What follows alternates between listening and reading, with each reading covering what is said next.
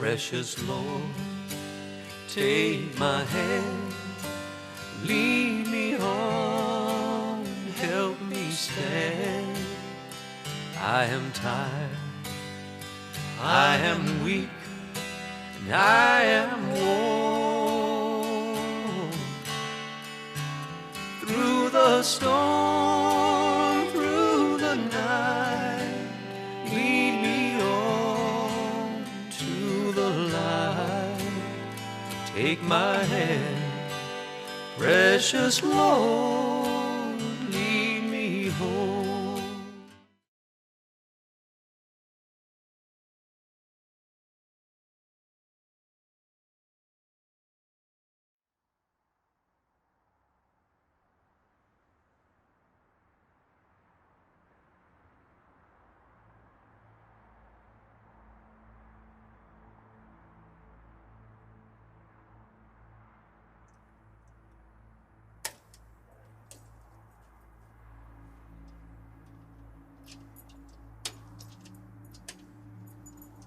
I care deeply about black people and the issues of black people. But I care deeply about the issues of all people.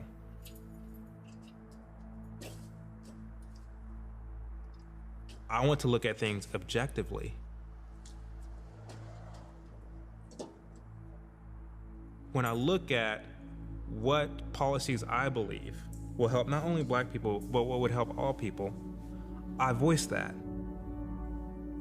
And because I stand in opposition, that makes me an Uncle Tom.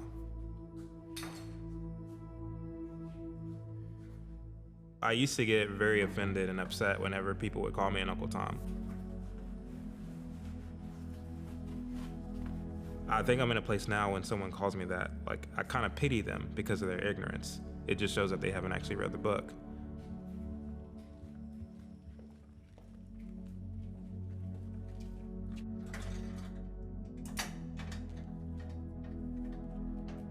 Whenever someone calls you an Uncle Tom, what they're trying to communicate is that either you just do not like black people and you see all black people as trash, or they're trying to communicate that, oh, you're just trying to fit in with white people. You're trying to be accepted among whites. And so I'm going to call you this derogatory word to put you in your place and to remind you, you will never be accepted by whites. You'll always be just a black nigger. There's people who find my Instagram and comment on it just to call me Uncle Tom, House Negro. I never thought that I would be called, such racist and derogatory terms. Uncle Tom. Uncle Tom. Uncle Tom, coon, bedwench. Bootlicker, chucking and jiving. House Negro, coon. Uncle Tom and coon. Matter of fact, I have a coon award over there. Coon of the Year award. They call us the coons. Coon. For Indians like me, you're an Uncle Patel. Uncle Ruckus. Well, praise be the white God and his son, White Jesus. The guy from Get Out, they put his face on my post. I find that the African-American experience for me has been, for the most part, very good. I think the funniest thing I've ever been called, the most absurd thing, is a black white supremacist. It's like the old Chappelle skit, Clayton Bigsby.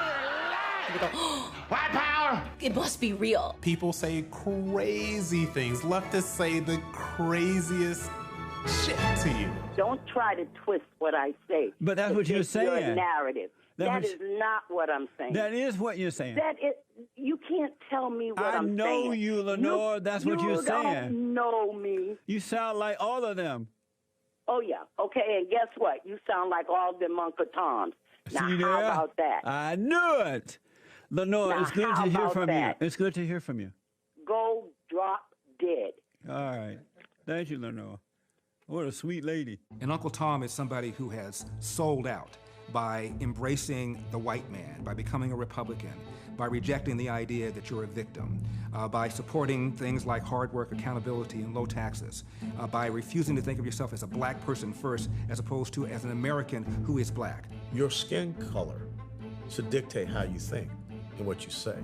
The only way I can operate as a human being is via my skin color. I can't operate via my intelligence or the things I have accomplished. My resume should be, I'm black.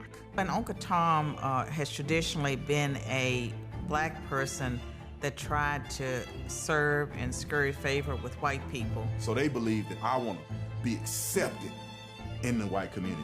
Kind of like the house Negro back in slavery. That I'm in the house, Master, what can I do for you? And I'm gonna suck up to them and leave my people behind. Most black people don't believe that other blacks can be independent, free thinkers, or You stand up. definitely don't. Or stand up for what is right. They believe that if a black person stand up for what is right, they'll sell out. Their Uncle Tom, the white people have to be brainwashed. As my late grandfathers used to say, who lived to be 94, I does not care. Because he didn't have a lot of education. He said, I does not care. So I don't care if they call me names. You know, just meet me at the bank. And we'll compare bank accounts. I am very optimistic about the future. Frankly, I have seen certain changes in the United States over the last 2 years that surprised me. I've seen levels of compliance with the Civil Rights Bill and changes that have been most surprising. So on the basis of this, I think we may be able to get a Negro president in less than 40 years.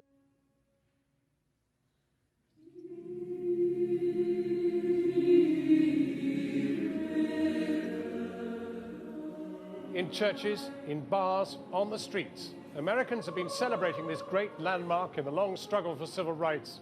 In Chicago, the veteran black leader Jesse Jackson broke down in tears. In Atlanta, from the pulpit of Martin Luther King's old church, its pastor declared, "Tonight, we have seized the promise of America." Not to sound crazy, but, you know, white people always had Jesus. So they always had that mentality, I could be anything, even God. For me, the image of him is like, who's the most powerful person in the world? Who's considered like a god, basically? It's the president of the United States. Obama became that image for us, like that Jesus. We never looked at ourselves as being politicians. We looked at ourselves as rappers or football, basketball players, drug dealers. That's why I think Obama was important in becoming president, because it gave us that optic, like we could be whatever we want to be. It was America finally feeling that we could let go, just let go and say we finally did it. Progress is here. I cried when he won.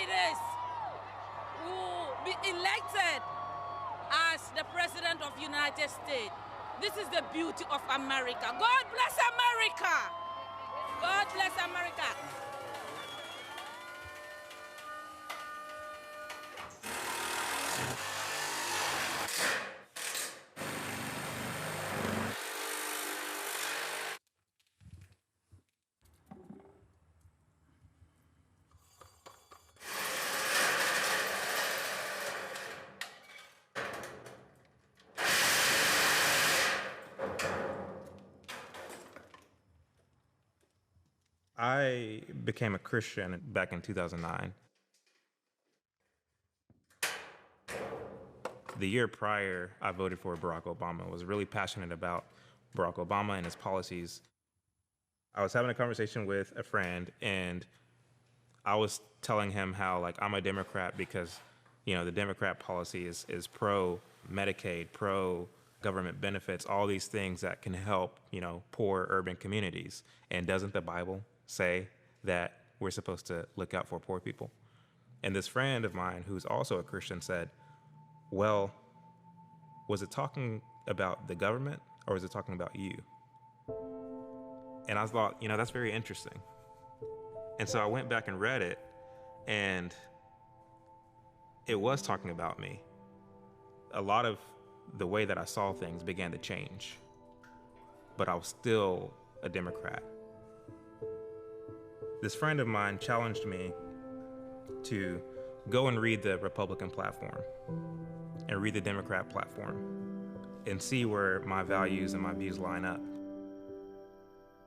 My whole mindset was changing, around this time. And so I took him up on that offer. I went and I read the entire Democrat platform and I read the entire Republican platform. And I was like, man, I'm a Republican. I have learned to go beyond just listening to what CNN says, or even Fox News. I go on Fox News all the time, but I decide to go beyond what they are saying and what they're selling, and I'm able to listen and do the research on my own so I know who I believe in, who am I voting for, and why. I used to be a Democrat. I used to be hardcore, Barack Obama. The Democrats are only here to help the people. They are the party of the people. And then I found out that the Democratic Party was the party of slavery, Ku Klux Klan, the Jim Crow laws. They were opposed to the Civil Rights Movement. The 13th, 14th, and 15th Amendment, which freed the slaves, gave black people citizenship and the right to vote. The Democrats unanimously voted against all of those rights. And when I found that out and nobody could give me a legitimate stance on how the party switched, it's like I have no other choice but to at least consider what principles does the other side have? What are they offering?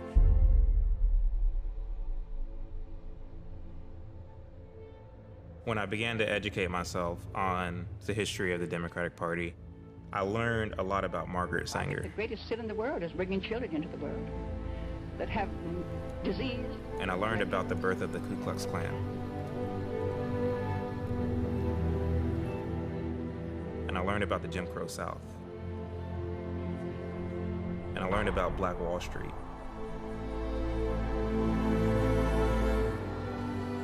And all of those events had Democratic hands in them. It unraveled everything that I knew to be true. Everything that the news media taught me, everything that my own culture taught me.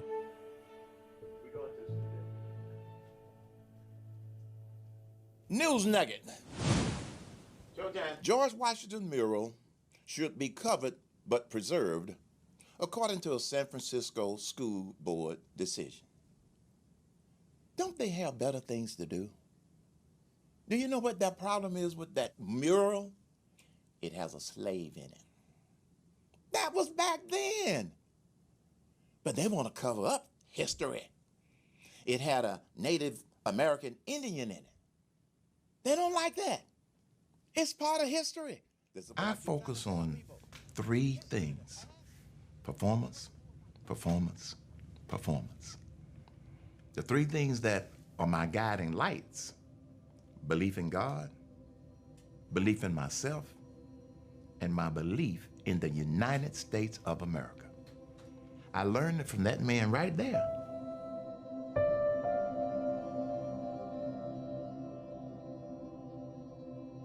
My dad worked 3 jobs until he could live off of 2, and he worked 2 until he could live off of 1. He used to be a chauffeur for the Coca-Cola company. And then one day he was asked to drive for the chairman and CEO, Robert W. Woodruff.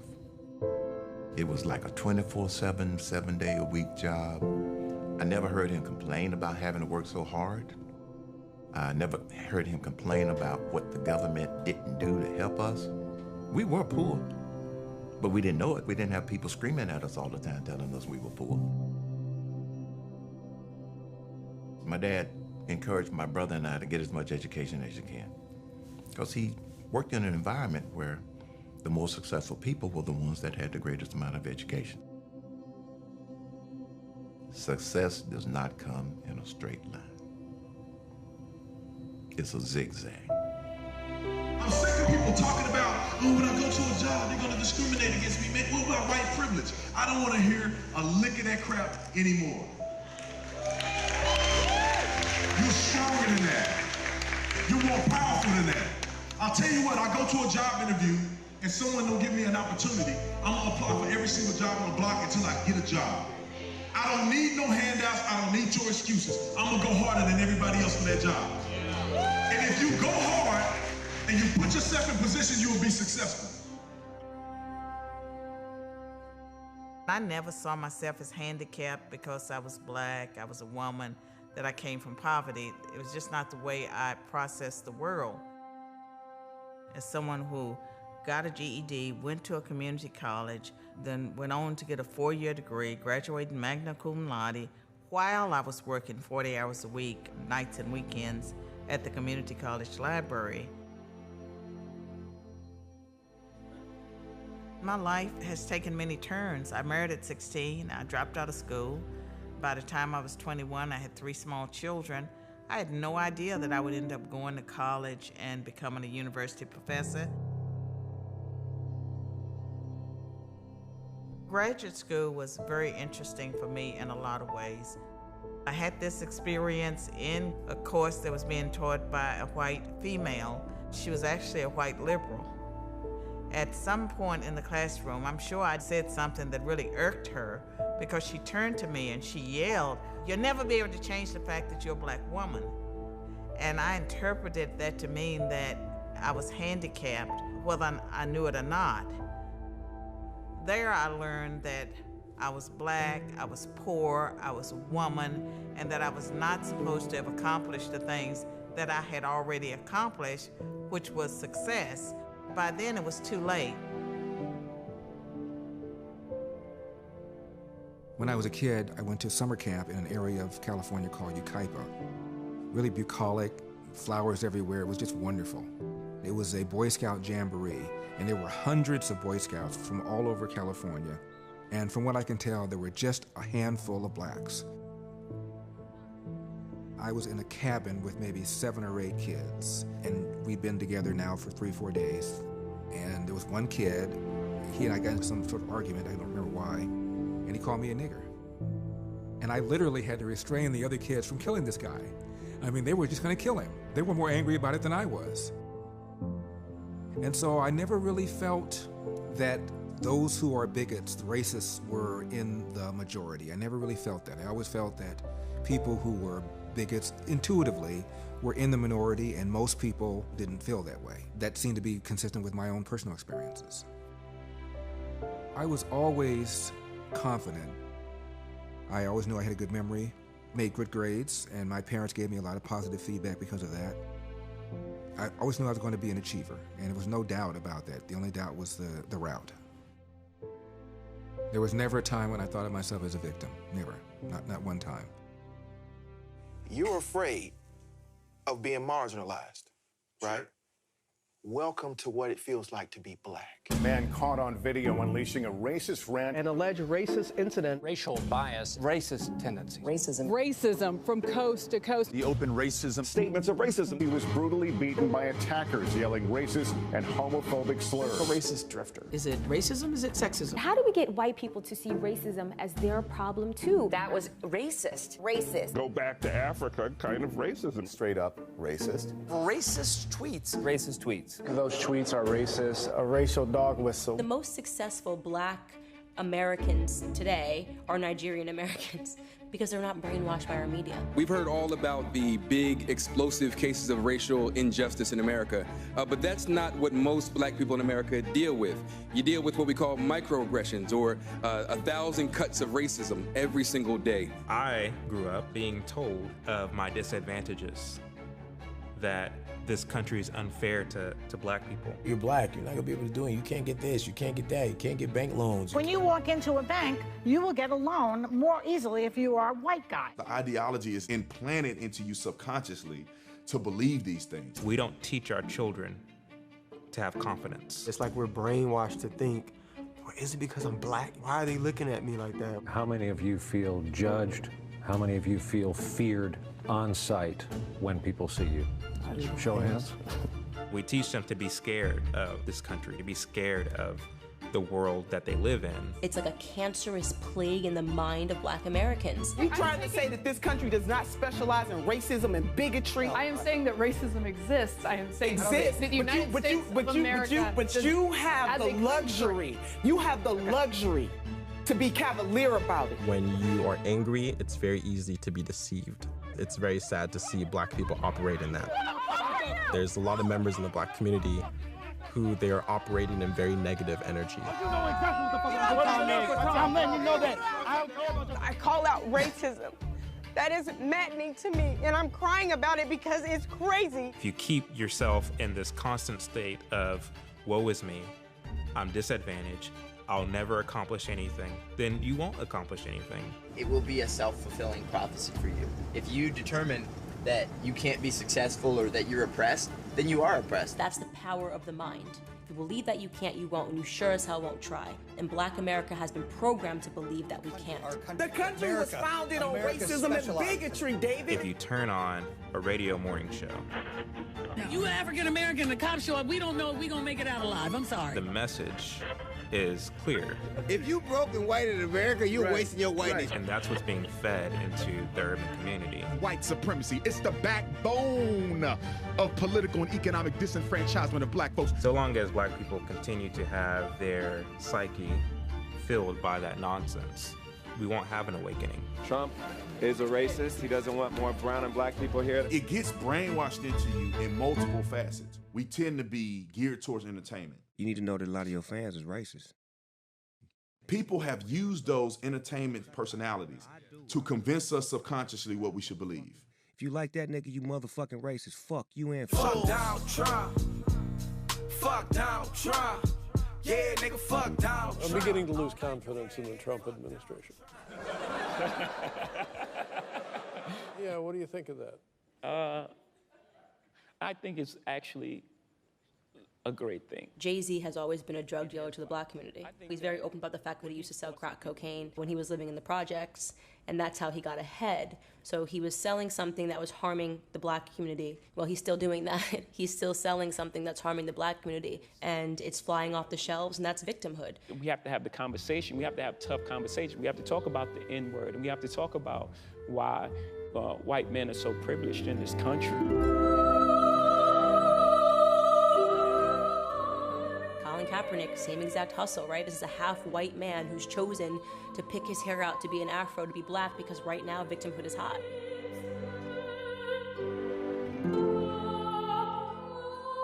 Colin Kaepernick is making a ton of money. Jay-Z is making a ton of money. Is Black America any better?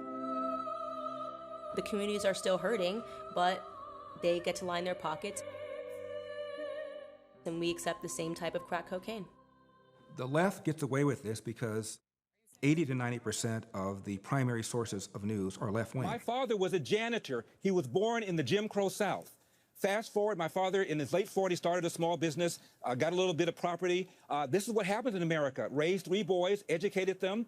We have a thriving Black middle class. If Black America were a country, Brooke, it would be the 15th wealthiest country in the world. For crying out loud, this is not your grandfather's America. America is an idea. That's why we're different in every other country. That's why we have freedoms that other countries don't. That's why entrepreneurs are birthed here. That's why there's so many millionaires here. That's why Black people are doing better here than anywhere else in the world. It's very simple.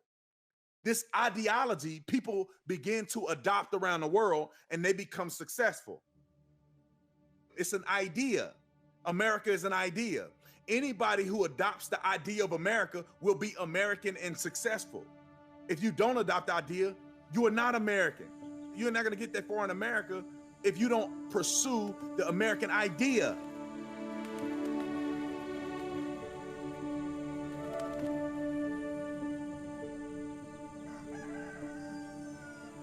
I love that this country values individuals.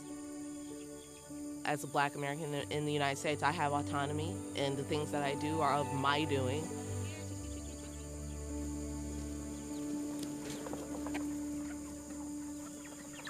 A lot of people expect, when you say farmer, they're expecting white tracts of land and tractors and stuff, but we don't have any of that.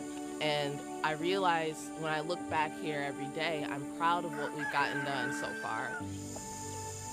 Started with chickens, which is the gateway farming to goats, rabbits, horses. These are my goats, Posey and Zelda. One's a Nubian, one's a Kiko. A really badly bred Kiko. This year was the first year that I ever had goats.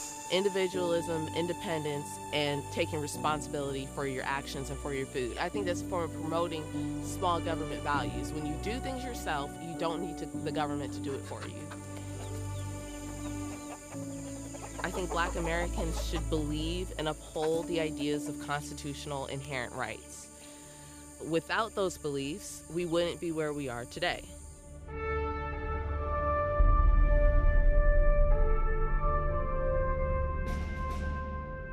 I will support and defend the Constitution of the United States of America against all enemies, foreign and domestic, that I will bear true faith and allegiance to the same, that I take this obligation freely without any purpose of evasion or mental reservation, so help me God. We don't take an oath to a color, to a party, to a person. We take an oath to the thing that binds us all together, and that's our Constitution, that's our rule of law.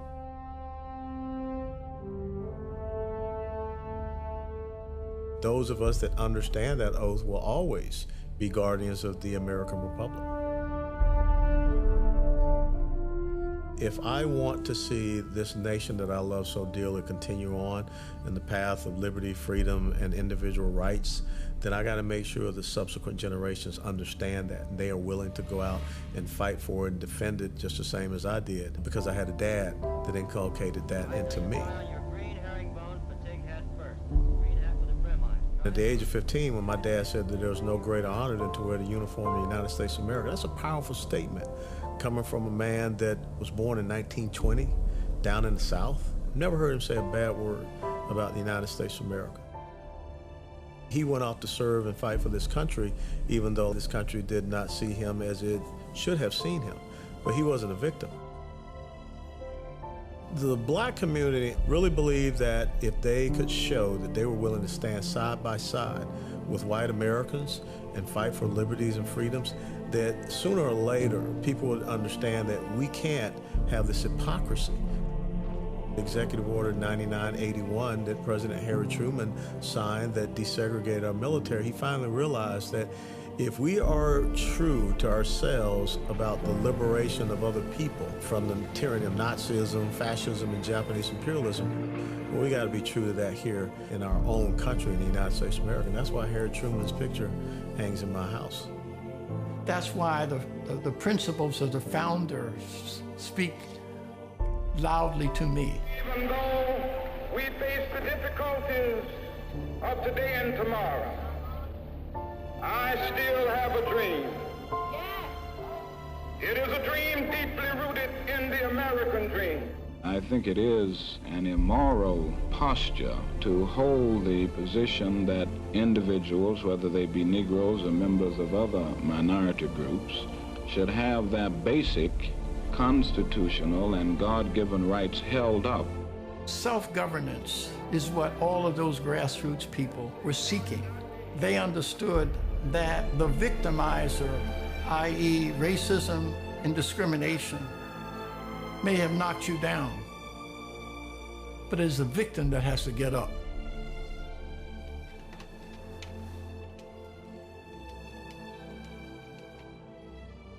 Hello, is this Latasha Fields? Hi, this is Bob Woodson. How are you? Good. Listen, I want to invite you and your husband to join this consortium of ours. We're calling it the 1776 Consortium, to respond to the 1619 piece that was done in the New York Times. I'm not interested in engaging in debate with them. I'm saying we need an accurate portrayal of slavery, but it doesn't totally define the Black condition. We wanted people to understand that the future of Black America is not defined by slavery, but by the kind of things we did in response to these conditions, similar to what you and your husband has overcome.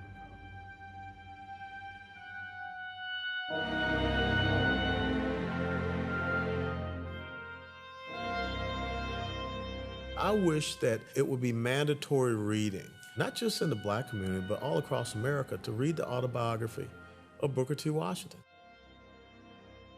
Here was a man that was born into slavery, and when he learned that he was free, his number one quest, his number one goal was to get an education.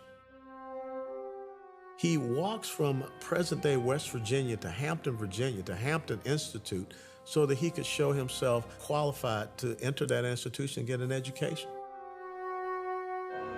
When he established Tuskegee Normal and Industrial Institute, it wasn't just about the book learning, it was about industrial learning. It was about people being able to take an education and develop themselves into entrepreneurs so that they could have self-reliance. There was a schism between Booker T. Washington and W.E.B. Du Bois. Booker T. Washington believed in the ability of someone to get out there and work within the system, show their value by the talents that they were able to develop, by the businesses they were able to create and open. The W.E.B. Du Bois faction more so believed in that protest-oriented demanding of rights and things of this nature. This is where you get the sellout Uncle Tom and all of these things that they use to demonize Booker T. Washington. But when you think about it, in the long run, who was right? W.B. Du Bois was an avowed socialist who became an avowed communist who renounced his American citizenship. But the institution that Booker T. Washington established is still there today. We need to go back and understand what Booker T. Washington was really, his philosophy, what he was trying to get us to understand. There's nothing wrong with hard work. There's nothing wrong with working your way up from the bottom, much the same as his autobiography says, up from slavery.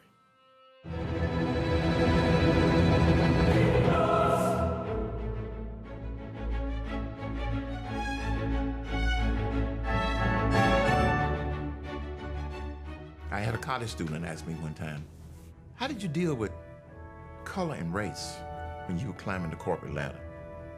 My answer, I didn't. Let them deal with it.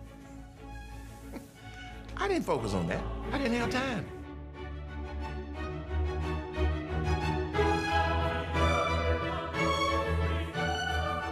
I went to the president of the Pillsbury Company and said, I need to get involved in some other aspects of the corporation because I want to run one of the business units one day. So he said, we need a lot of leadership in Burger King.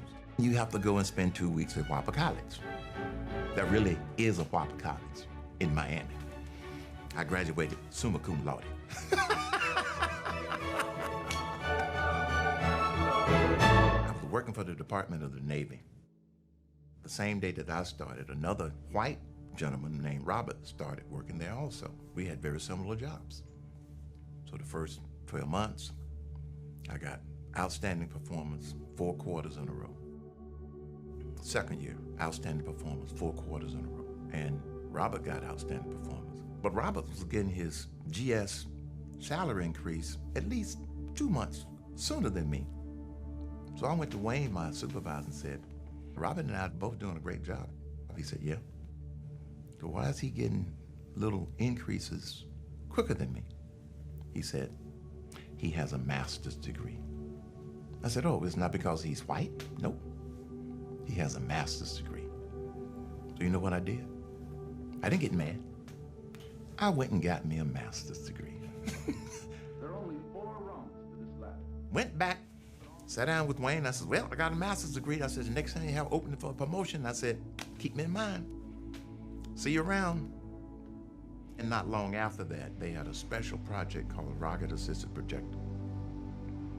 They had to have someone who was going to be the GS-13 supervisory mathematician to do the special ballistics on this Rocket Assisted Projector. I got the promotion. And I had 8 white people working for me. It was all about performance, not the color of your skin. So since I now had that master's degree and I had proved myself, I got the job. When I decided to leave Dahlgren, never forget the department head, and he called me in for an exit interview. And I never forget Russ. I think he's deceased now. He said, you know, you have taught me something. I said, what? He said, I had never worked with a black person before. You taught me don't judge somebody by the color of their skin.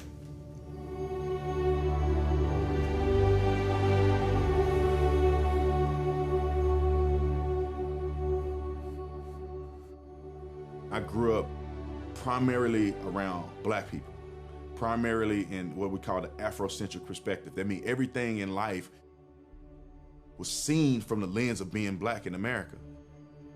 I used to have gold teeth in my mouth. I got Young Savage tattooed across my stomach. I got my hood tattooed on my forearm. So I kind of had this whole hip hop culture, negative, angry mentality. I grew up believing that white people did not like black people, and that no matter what you did in life, the white man is gonna hold you down. My parents didn't teach me that I was a victim, but there were other influences that did.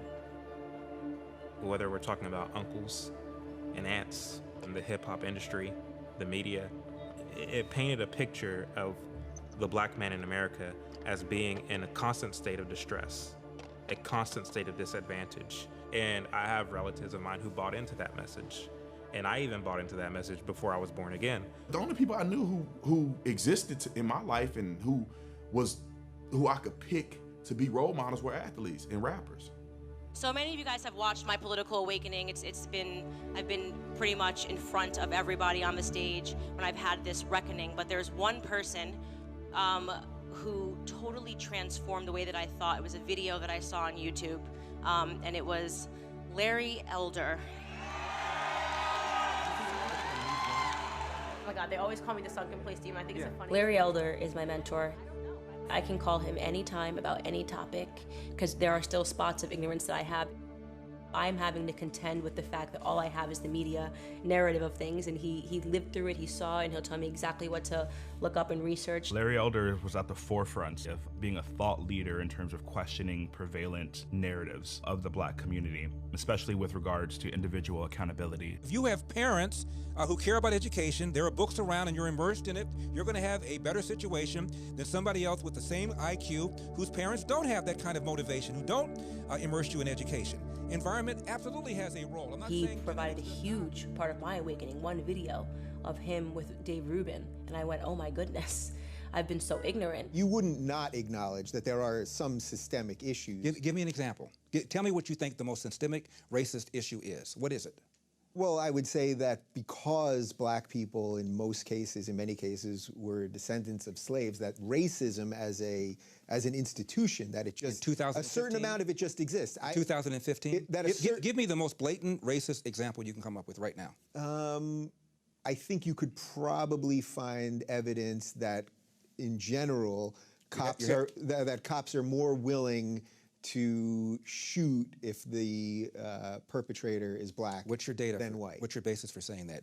Last year... Well, look, I know a lot of people would say, look what's going on in Chicago. I know what they would say. I'm talking about what the facts are. 965 people were shot by cops last year and killed. 4% of them were white cops shooting unarmed blacks. In Chicago in 2011, 21 people were shot and killed by cops. In 2015, there were 7. In Chicago, which is a third black, a third white, and a third Hispanic, 70% of the homicides are black on black. About 40 per month, almost 500 per year last year in Chicago, and 75% of them are unsolved. Where is the Black Lives Matter on that? The idea that a racist white cop shooting unarmed black people is a peril to black people is BS. It's complete and total. A white guy could say all this stuff, all he wants. It's facts or it's not. But Larry Elder did something different. What this lie does, it causes young black men to be confrontational with cops instead of cooperating, and it causes the cops to pull back for fear that they'd be called racist. I saw a black man that reminded me of myself and other people I grew up with. And I said, he's black, he came from a similar background. How did he come to these conclusions? It's incompatible to have porous borders and a welfare state. So I think it's just common sense to say, if you come here, you ought not be a charge on taxpayers. Why is that so controversial? In order to be persuaded or to like someone's work, you don't have to share a race with them. However, we're talking about a very important fundamental shift, like a breaking of the frame. What's the purpose of an SAT? The purpose of the SAT is to make sure the student can do the freaking work that's required of him or her once they get admitted to that given university. So if you give them adjust the score because of their disadvantaged nature, that does not give them the ability to compete at the school and succeed. So all you're going to do is create more dropouts than we already have because of race-based preferences. You're talking about breaking a very major narrative, shattering a glass ceiling. A lot of young black people are discovering me and consider me to be something of a mentor the way I considered Thomas Sowell and Walter Williams. Black people have never taken a position that you describe. So it is not a question of what black people chose to do. It's what you choose to put in the mouths of black people. It's what you choose to project. We didn't learn about these guys. I didn't know who Thomas Sowell was until 4 years ago. The engineer is judged by the end product, which is not simply ideas. If he builds a building that collapses, it doesn't matter how brilliant his idea was, he's ruined.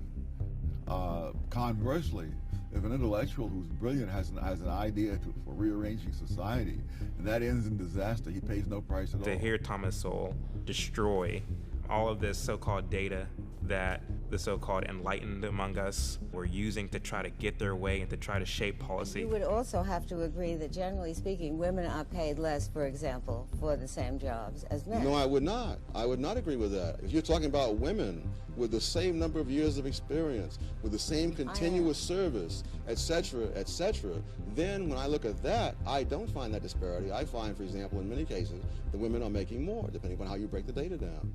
The difference with women is between married women and everybody else. If his message would have somehow penetrated through all of the nonsense and all of the manufactured preconceived notion that I bought into and settled itself in my mind, he would have been a huge influence for me. Why wouldn't they teach us about Thomas Sowell in school? I know LeBron James. I know you guys are excited to see her. I didn't know you guys would be excited to see me too, but thank you. I know all of these rappers. I don't know Thomas Sowell. I don't know about Walter Williams. I've always been a radical. I've always challenged the status quo. If there's one person that you think Black America would be celebrating. I supported things like minimum wage laws because I thought it was a good idea until I ran into some professors and say, well, look, Walter, let's look at the effects of the minimum wage law as opposed to looking at the intention. They gave me material to read and then I changed my mind. But it's like having a very successful family that you never knew you had until your grandfather dies and y'all meet at the funeral. While I was hanging out with my cousins smoking weed, we got people in our family that have gone to Harvard. We have people in our family that own businesses, highly successful. Why have you hidden this from me? It's unfortunate, but history is written by academics, and academia is a tool of the left. If you find a very educated Black American, someone who got a 4.0 at a public high school, they are actively learning their history wrong. That's a part of the uphill battle that we have, is that if you are educated, you're actually miseducated.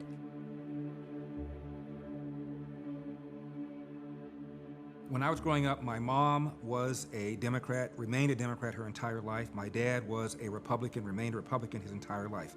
By the way, most blacks were Republican until the New Deal. My dad was born in 1915, and my dad, like most people his age, was a Republican. He never changed. My mom became a Democrat in large part because of Franklin Roosevelt. To 30 millions of our citizens who will reap direct benefits through unemployment compensation. Most blacks were Republican to the extent that they could vote before the New Deal, and then when the New Deal came, a number of blacks switched over to the New Deal. That switch has continued. Only a few months before his tragic death, President Kennedy called upon the American Congress to pass the most far-reaching civil rights bill in the nation's history. Protect the constitutional rights of all citizens. The shift came with the presidential election between Richard Nixon and John F. Kennedy. Martin Luther King Jr. had been in prison, and both sides asked their respective presidential candidate to give a courtesy call to Coretta Scott King and offer their condolences and their support and what have you.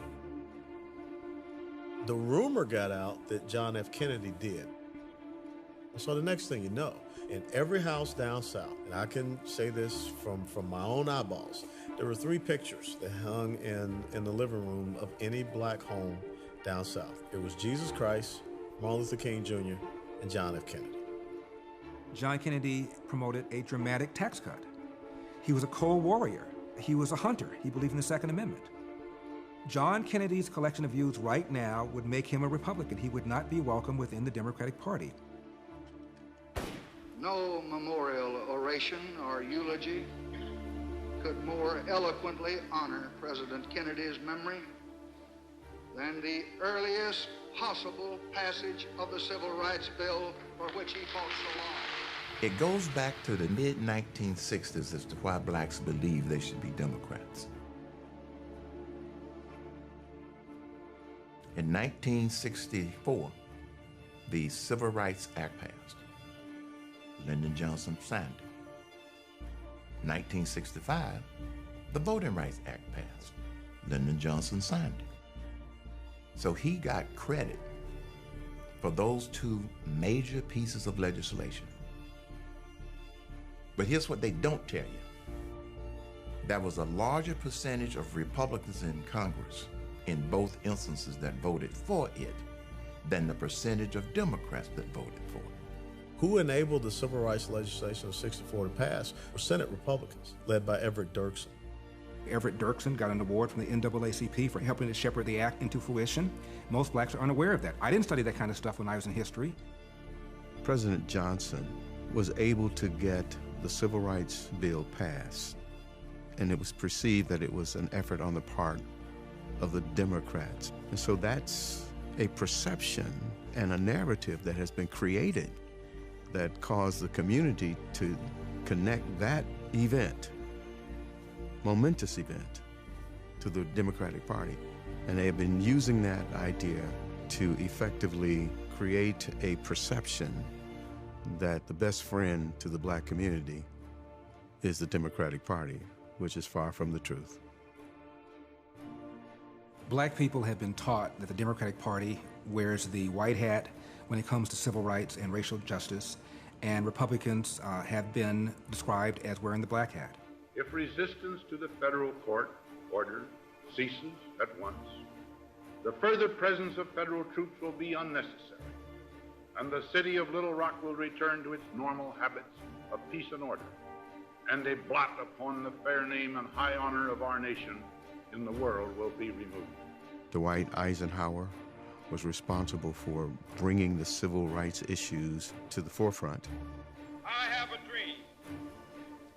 One day. It was a movement that was challenging America to embrace its ideas. Those ideas that were found in the Declaration of Independence, that all men are created equal. To hold our society, America, to the principles that were found in the Constitution, and those constitutional principles that protect our liberties and protect our individual rights. It's what that civil rights movement was all about.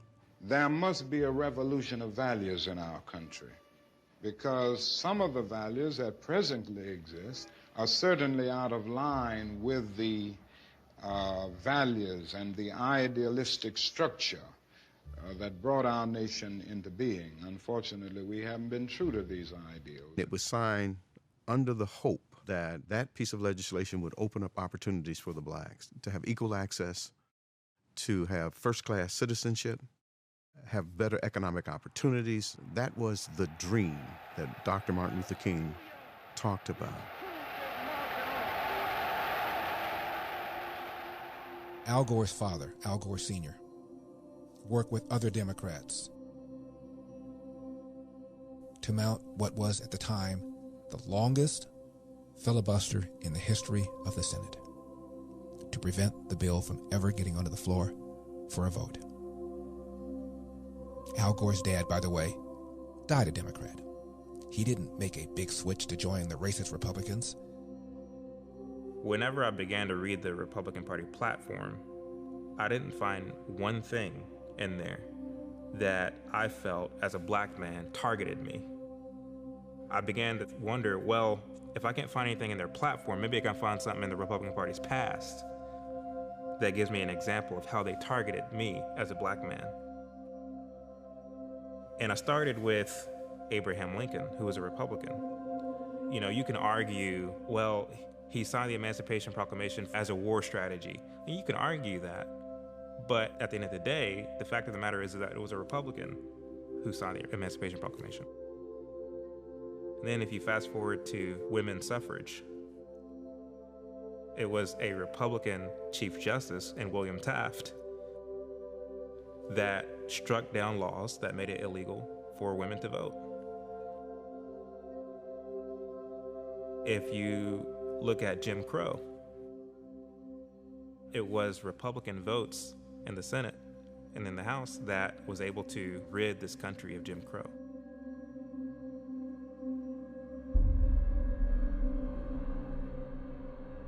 When we look at the history of entities like the KKK, it was specifically intended to suppress the African Americans and keep them from voting for Republicans specifically. That was always what the KKK was founded to do. A lot of black people were voting for Democrats because they were being forced to. If you don't vote for Democrats, the Ku Klux Klan are going to come and lynch your eldest son. And so you fast forward to today, the message is still the same. If you don't vote for Democrats, the Republicans are going to come. They can turn back voting rights. They can turn back many of the things that people suffered and died for. Didn't nobody donate to us the right to vote? It's the same Democratic Party. It's just they learned to play the game better. We in the same ship. It's the same suit, just warmed over. It ain't nothing changed. The same party is doing the same thing they always been doing. Party of division, the party of power. If you're a minority, you're smart, you can believe what you want to believe, support what you want to support, you are free to do these things. You don't have to support one person. You don't have to drink at this one water fountain. You're free to make choices. It's like, okay, that's great. I choose to be a Republican, and then, whoa, everybody stop.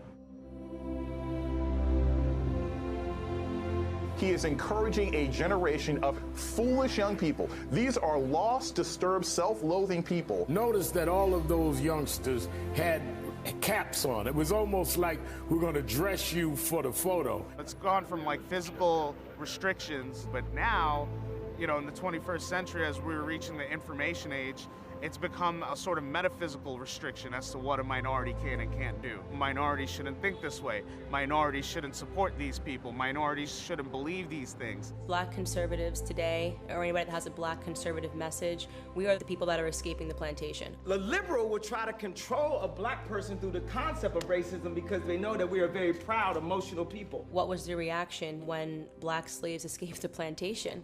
It was swift. What I saw was a minstrel show today. Him in front of all of these white people, embarrassing himself. When minorities don't support the agenda of the Democrats or the left, all of a sudden the restrictions they put on years ago in a physical realm, or they're now doing in a metaphysical realm. But are we 100% convinced, like, are we back on the Kanye is not sick and off his meds? He really has a problem pumping the brake here mentally and emotionally. Maybe he was missing his medication. It all makes clear that he has struggled and admitted diagnoses for personal mental health issues. Anybody who threatens the 95% monolithic black vote is an enemy.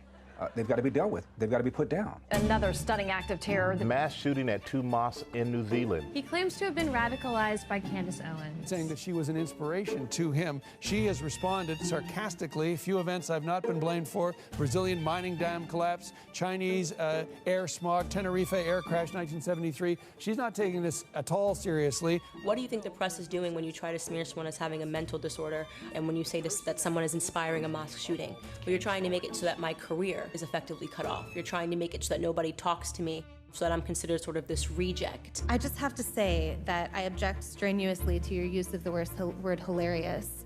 To me, this feels a lot like your reaction to being named in one of these manifestos. Now, you're of course not responsible for the words of somebody writing that document, But I do think that laughing at it is a real problem, because these are real families that are impacted by this violence. I'm a black female who came from poverty. I should be at the top of the progressive stack. I should be receiving awards. They should be calling me, inviting me on the red carpet to share my story, but they're not. Why? Because I'm not saying what they want me to say. You would rather assign meaning to a homicidal maniac than to actually address the things that I said today that are actually harming Black America. Number one, father absence. Number two, the education system and the illiteracy rate. Illegal immigration ranks high, abortion ranks high, white supremacy and white nationalism, if I had to make a list again of 100 things, would not be on it. This hearing, in my opinion, is a farce, and it is ironic that you're sitting here and you're having 3 Caucasian people testify and tell you what their expertise are. Do I know what my expertise are? Black in America. I've been black in America my whole life, all 30 years, and I can tell you that you guys have done the exact same thing every 4 years ahead of an election cycle, and it needs to stop. Precious Lord, take my hand, lead me on, help me stand. I am tired, I am weak, and I am worn.